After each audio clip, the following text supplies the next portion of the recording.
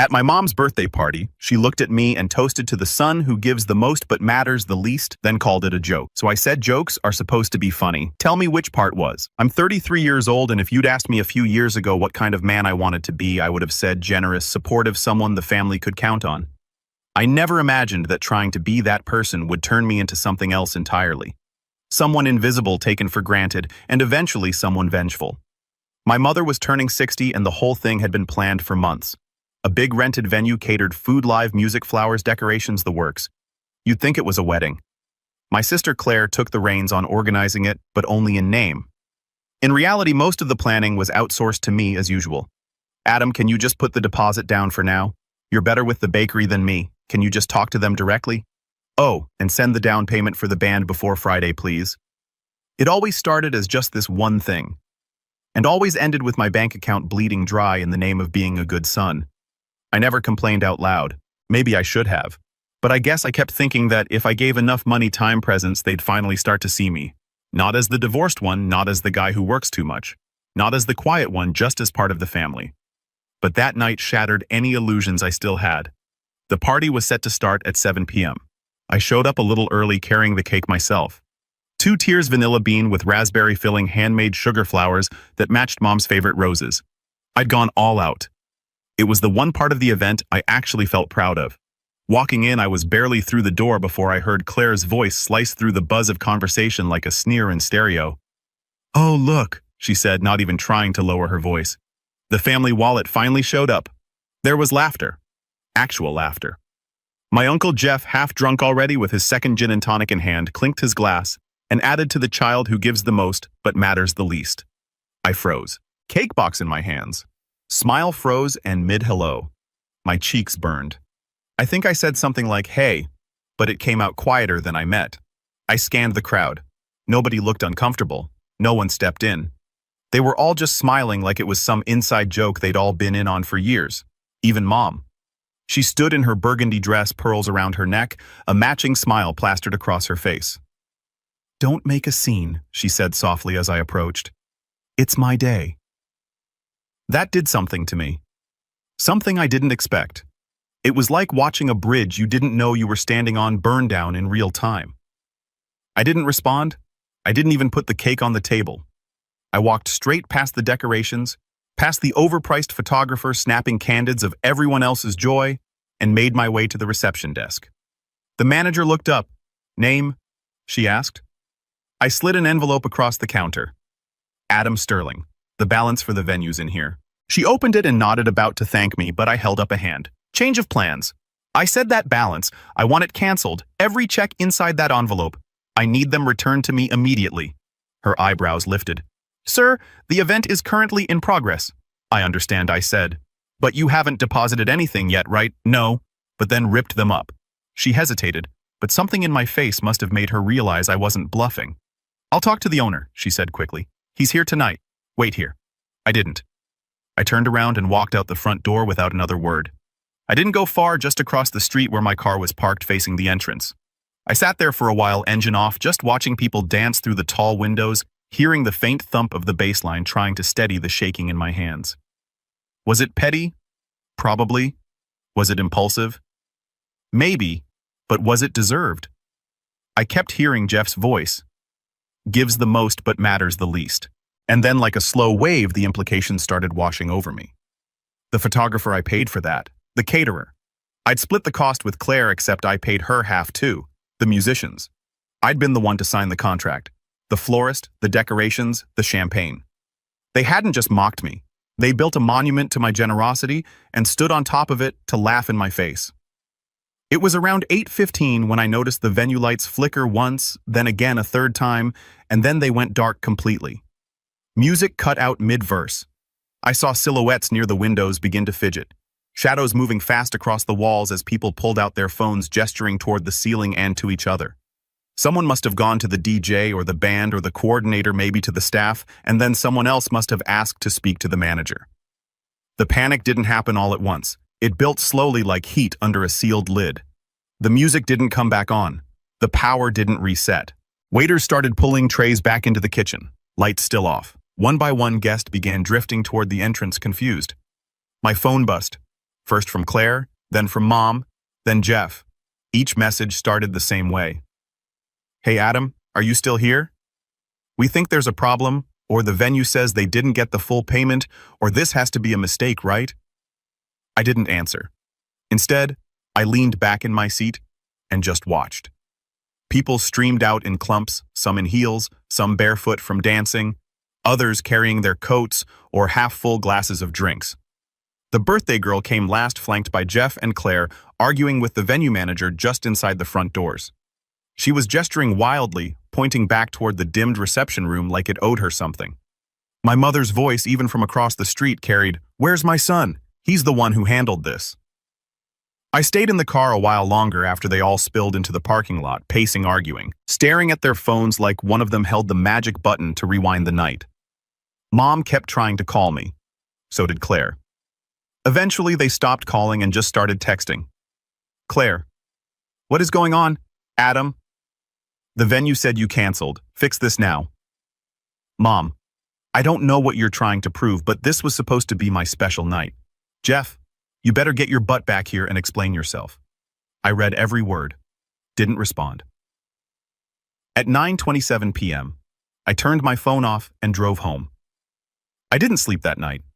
Not because I was angry, though I was, but because something had shifted in me. It was like I'd finally opened a door I'd spent my whole life pretending didn't exist. A door labeled enough.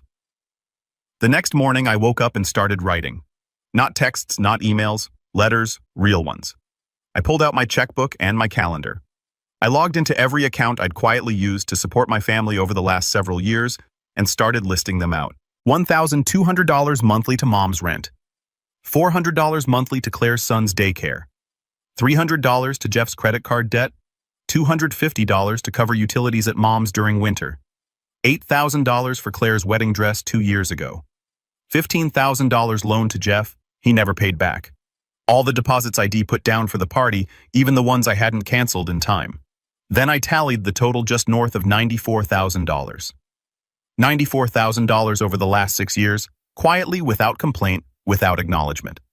I don't make millions. I'm a systems analyst at a mid-size firm. I live modestly. No vacations, no luxury car. I rent instead of own. My life was lean because I have been supporting them. I printed out the list and made 3 copies. Then I drafted a formal letter. It wasn't spiteful or dramatic, just the truth. I explained that effective immediately, I would no longer be providing financial support to any member of the family. I wasn't angry, I wrote, but I was done. Done being taken for granted. Done being laughed at while funding the very things they celebrated. Done being the wallet. I folded the letters, attached a copy of the financial breakdown to each, and mailed them. One to Mom, one to Claire, one to Uncle Jeff, certified with receipts. And then, for the first time in a long time, I took myself out for breakfast, sat alone, ordered eggs, Benedict and fresh orange juice, tipped the waitress 40%. By the next day, my phone was back to buzzing. I turned it on that morning and watched the notifications roll in like waves. Claire texted, "Seriously, you're cutting off my daycare money over a joke." Mom texted, "How dare you humiliate me at my own birthday and then send a list like I'm some charity case." Jeff texted, "This is low even for you." Low I hadn't even started, because the second step of my plan wasn't just cutting off the money.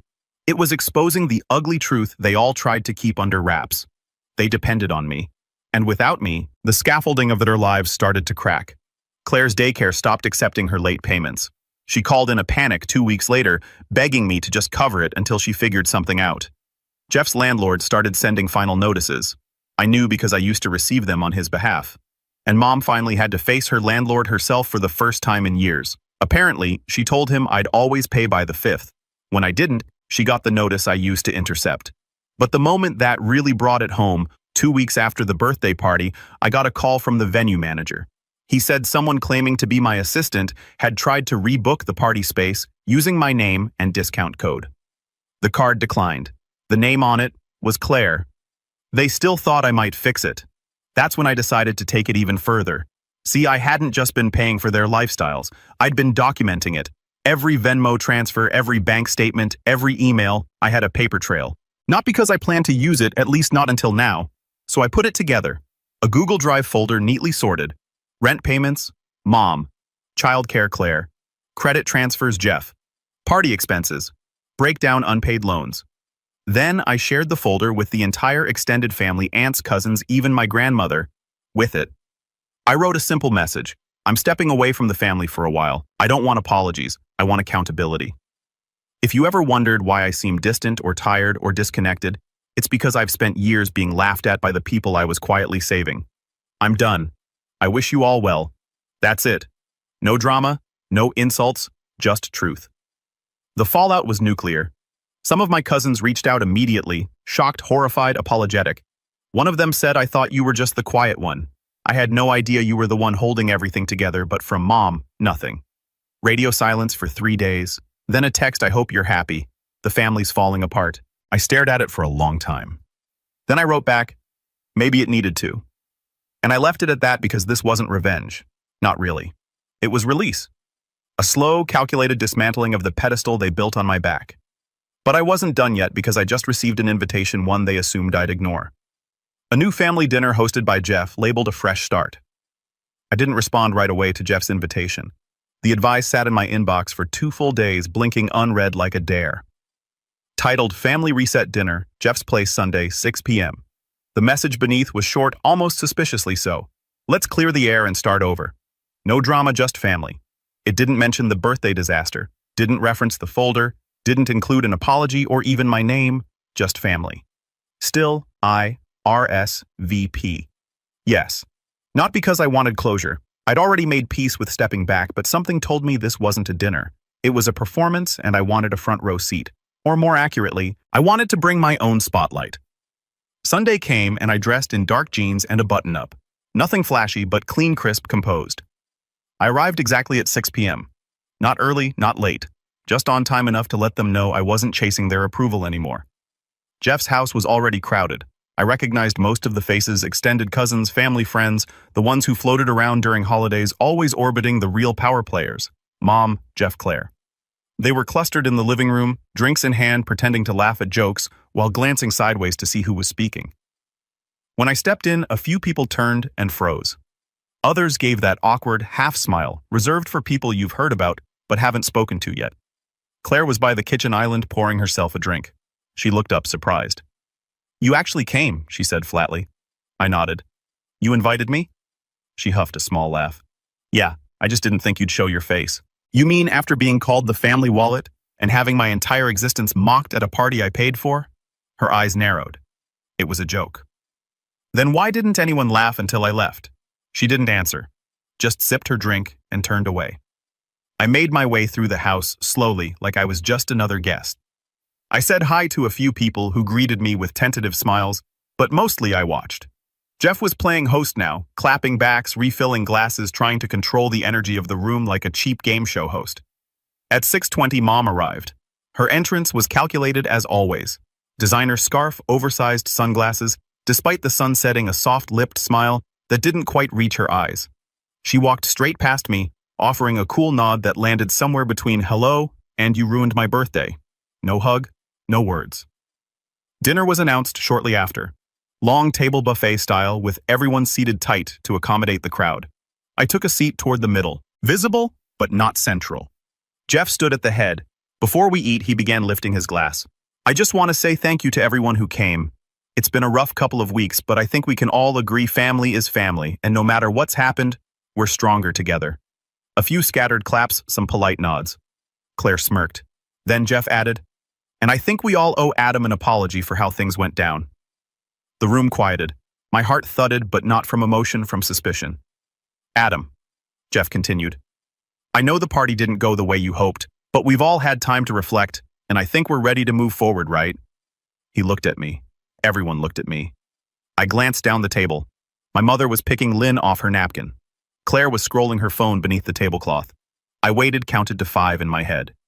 "Do you really want to move forward?" I asked calmly. "Or do you just want the bank back open?" Jeff blinked. "That's not fair." "No." I turned to the room. "Because for the last 6 years I've covered rent bills, daycare parties, trips, and debts. I've been told to stop making scenes, to be grateful I'm even included. And when I finally said no, when I stepped away, you threw a party about it and then called me dramatic." No one spoke. I stood up, slowly reaching into my coat. From the inside pocket, I pulled out a small envelope and placed it gently in the center of the table. Everyone watched. "It's not money," I said. "It's the deed to Mom's condo." Her head snapped up. "I bought it outright 2 years ago. Had the title transferred into a trust. It's been under my name ever since." Claire's glass froze midair. "Don't worry," I said to Mom. "You can stay there. I've signed it over to you effective immediately. You won't owe me anything ever again." I turned to Jeff. "Your credit cards, I've canceled every authorized user slot with my name on them. You'll have to make your own payments now." He opened his mouth, but I wasn't done. "And Claire?" I said, voice steady. "Your son's daycare. I prepaid the next 2 months. After that, it's on you." I looked at each of them. I didn't come here to fight. I came to return everything. "You say you want a fresh start? Good. Here it is." I could feel the table shift like gravity had changed. Mom looked pale. Jeff was visibly sweating. Claire's jaw had gone tight like she was holding back a retort she didn't quite have the words for. And still, no one apologized. Not really. They didn't ask why I did it or how it had gotten this far. They just sat there stunned, processing the new terms of engagement, like chess players realizing they'd lost a queen 3 moves ago. I slid my chair back. "I hope you enjoy dinner," I said. "It'll probably taste better now that you paid for it yourselves." And with that, I walked out. But I didn't leave town because one person hadn't reached out through all this. Someone I hadn't heard from in years. Someone who used to call me her favorite, my cousin Madison. The only one who disappeared when things got bad. But last week she texted me, and her message was only 5 words long. They did it to me too. Madison's message hit me like a quiet echo of my own story. I hadn't seen her since my late 20s, maybe a few awkward holidays after that, but she used to be the only one at family gatherings who'd sit beside me when no one else did. She was a few years younger, but sharp, observant, too smart to stay around. I never knew why she'd vanished. Just chalked it up to her moving out of state for school, then job stuff, maybe life getting in the way. Turns out I wasn't entirely wrong, but I hadn't known the whole story. I texted her back that night. "Let's talk." She responded immediately. We met at a small cafe downtown the next morning. She was already there when I arrived, sitting with a tea in front of her notebook open, like she'd been waiting for this conversation for a long time. She stood and hugged me. Not the kind of hug people give out of obligation, but the kind that says finally. We sat, ordered coffee, and before I could even ask, she opened her notebook and started flipping through. "I've been keeping track," she said. "Not for revenge, just for clarity," and she showed me everything. It turned out Madison had been in a very similar position to mine, except younger and far more exploited emotionally. When she landed a tech internship out of college, she'd moved back in with Aunt Karen, who of course charged her rent. Not market rent, double market rent. Karen claimed it was teaching her responsibility, but Madison also paid for her cousin's school supplies, groceries for the house, and even helped Aunt Karen start a failing Etsy business that never took off. And when Madison finally got her own place, the family ghosted her. Birthday invitations stopped coming. Group chats she was once part of mysteriously vanished. She'd been written off as selfish because she stopped being useful. She hadn't talked to Claire in years. Jeff had once hit her up for money, and when she said no, he replied with just 3 words. Wow. Cold-blooded. I was stunned but not surprised. I told her everything about the party, the cake, the venue, the folder I'd send out, the final confrontation at the dinner. Madison laughed when I mentioned the deed to Mom's condo. "You always were too generous," she said. "But I'm glad you stopped." We talked for 2 hours, and by the end of it, we agreed on one thing. We weren't going to wait around anymore for apologies that were never coming. So we made a plan. Not for vengeance, for peace. We decided to reclaim the word family, not the version we'd been sold growing up. The guilt-tripping, money-leeching, hierarchy-driven power play that masqueraded as love, but the real kind. The kind we could build, chosen, earned. Together, we started small. Sunday dinners, just the 2 of us at first. Then we invited a few others' cousins who'd quietly reached out after I sent the folder. People who had felt the cold shoulder of our family's favoritism and entitlement. One of Jeff's older daughters, who had moved out at 18 and hadn't spoken to him in years, showed up one night with drinks and a story that made my jaw drop. Little by little, we formed a new circle, one built not on guilt or obligation, but mutual respect.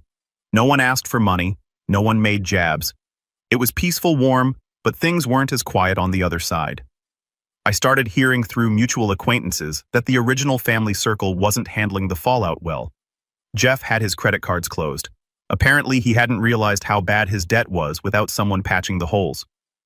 Collection notices started piling up. He sold his car 6 months later. Last I heard, he moved back in with a friend from high school.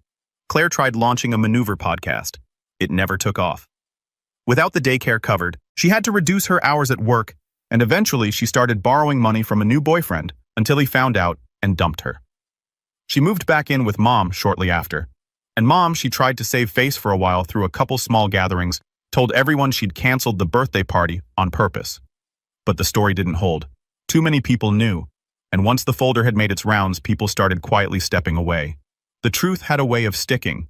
Eventually, she sent me a letter handwritten short. I didn't realize how much I hurt you. I see it now. I won't ask you to forgive me, but I am sorry for everything. It was the closest thing to a real apology I'd ever gotten from her. I didn't reply, not out of spite, but because it didn't need a reply. I'd already moved on. She wasn't asking for anything, just acknowledging what had happened. That was enough. For once, it's been a year now.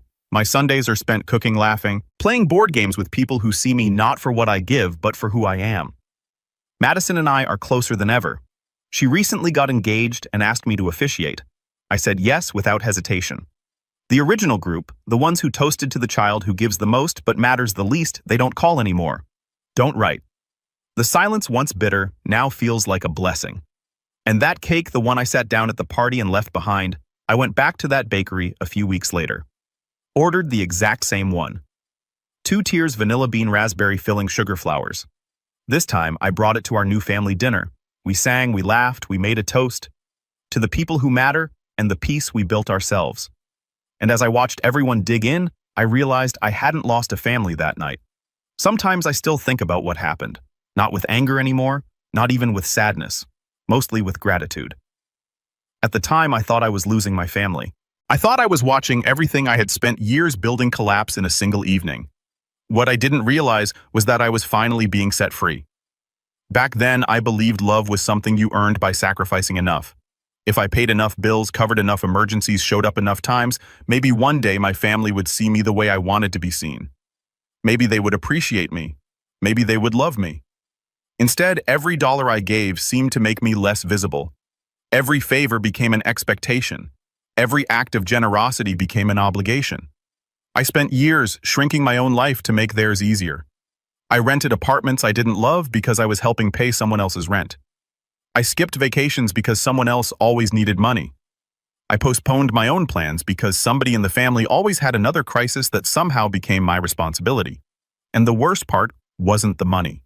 It was the way they looked at me, like I existed solely to solve problems, like I was a resource instead of a person. The night of the birthday party was simply the first time they said it out loud. The family wallet, the child who gives the most but matters the least. Looking back now, I realize those jokes didn't come from nowhere. They were speaking the truth they had all quietly accepted for years. I just happened to hear it. These days, my life looks very different. I own a small house with a big dining room table that somehow always seems to be full. Every Sunday, people gather there. Madison is usually the first to arrive and the last to leave. Her husband helps me with the grill. The cousins who chose honesty over family politics bring desserts and stories. Friends come by, neighbors stop in. Sometimes there are so many people that we run out of chairs and end up sitting on folding stools or the living room floor. Nobody complains, nobody keeps score, nobody asks me for money. We simply enjoy each other's company. The first few years felt strange. I kept waiting for the catch. I kept expecting someone to need something. Old habits die hard. But slowly I learned what healthy relationships actually look like. People call because they want to talk, not because they need a loan. They invite me because they enjoy my company, not because they're hoping I'll pay the bill. They ask how I'm doing and actually listen to the answer. For a long time, I didn't realize how rare that felt. A few years ago, my mother sent me a letter. Later, Claire sent one too. They apologized in their own ways. Not perfectly, not dramatically, just honestly. I never fully repaired those relationships, but I stopped carrying the resentment. That burden was too heavy, and it belonged to the past anyway. When my mother passed away, I stood by her grave and realized I wasn't angry anymore. I wasn't hurt anymore. I was simply finished with that chapter of my life. Sometimes people ask whether I regret what happened, whether I regret walking out of that party, whether I regret cutting everyone off. My answer is always the same: no. Because that night forced me to face a truth I had been avoiding for years. I deserved better, not because I was perfect, not because I had given so much, simply because every person deserves relationships built on respect instead of obligation. If I had stayed, nothing would have changed. I would still be writing checks, still chasing approval, still hoping people would eventually value me. Instead, I learned something far more important. The people who truly care about you don't measure your worth by what you provide. They don't keep a ledger. They don't treat kindness like a transaction. They simply love you for who you are. Tonight, as I sit at my dining room table listening to laughter drift in from the kitchen, I look around at the people filling my home and realize how wrong I was all those years ago. I thought I lost my family at my mother's birthday party. The truth is, that was the night I finally found one.